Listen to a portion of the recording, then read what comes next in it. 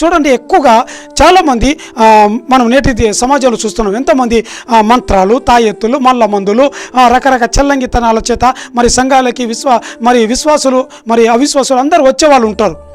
ఎక్కువగా ఇలాంటి ఈ మాంత్రిక సంబంధమైన పనులన్నీ, అంటే ఉదాహరణకి చేతబడి తీసుకుందాం. ఒక వ్యక్తికి చేతబడి చేశారనుకోండి, చూడండి, చేతబడి అనేది పైకి కనిపిస్తుందండి? కనిపించదు.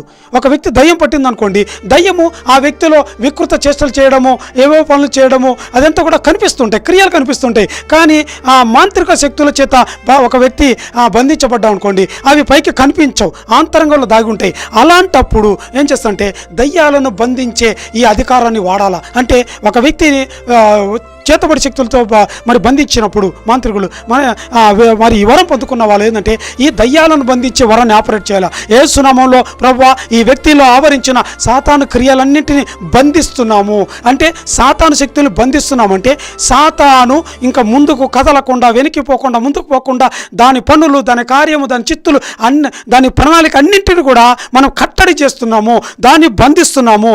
ఒక వ్యక్తిని మంత్రాల చేత బంధించినప్పుడు ఆ వ్యక్తి ఏమి చేయలేకుండా ఉంటాడు కదా, అలాగే ఆ వ్యక్తిలో క్రియ చేసే సాతాను శక్తులని బంధిస్తున్నాం. హల్లెలూయా.